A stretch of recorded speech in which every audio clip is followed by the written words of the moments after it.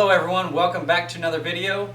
I'm Tim and this is Practical Healing Foods. Today we're going to be making some keto crackers. Now these crackers you can use, if you watched in the previous video I showed you how to make chicken salad. You can use that for just kind of dipping into the salad. You can use this in, if you're dipping in salsa, whatever you've got. If you've got keto friendly cheese dip, you can use these crackers for that. The reason why we're making these crackers is for keto friendly hummus. Yes.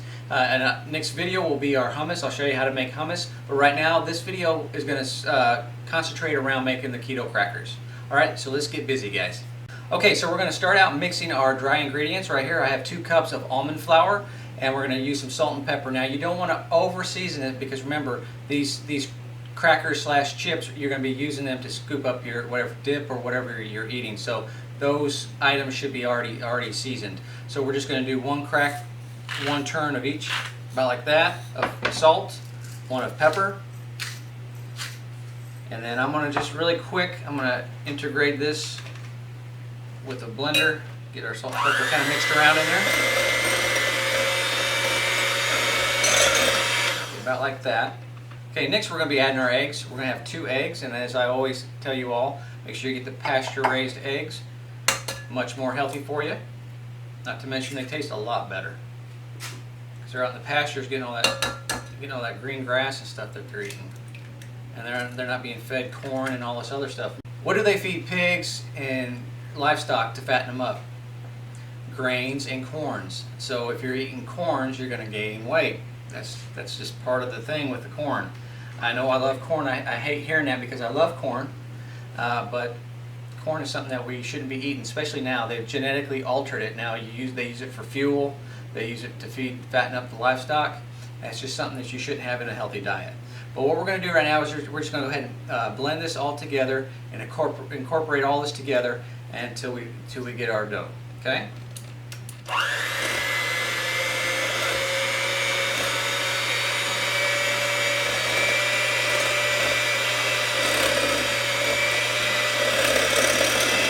Okay, just a helpful little hint.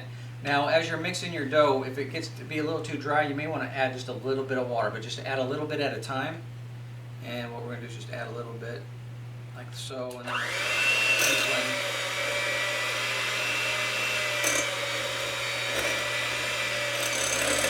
what we're looking for here is that it's gooey enough where you can make a ball, but not yet dry enough where it starts falling apart. I think we're really good there with that, just that little bit of water that I just added. So let's set the blender to the side, or the beaters to the side, I should say.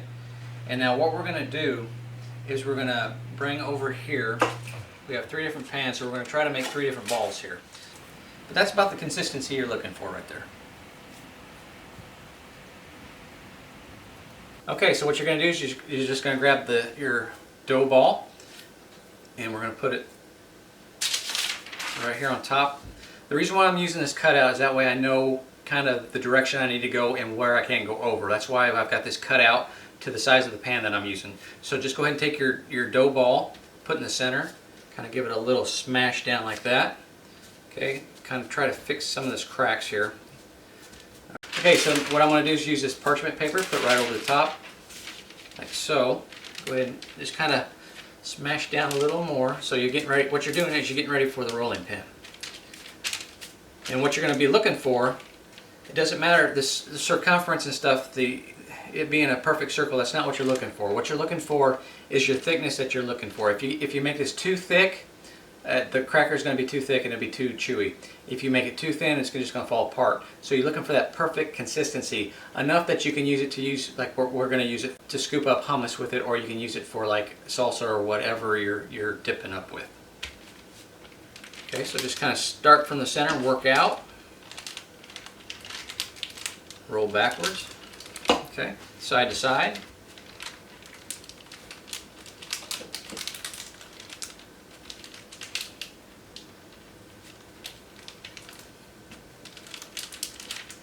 One thing you don't want to use, especially if you're doing the keto diet, is use flour on this dough.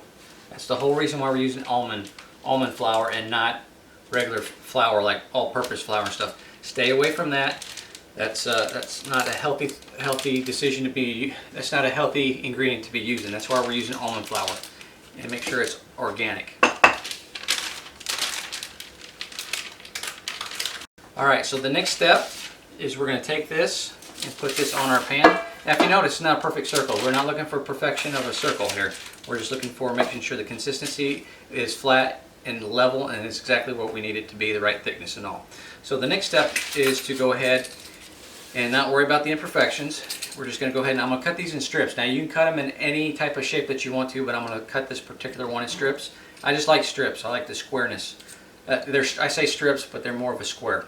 Okay, so we're going to cut it one time through, just a smooth cut.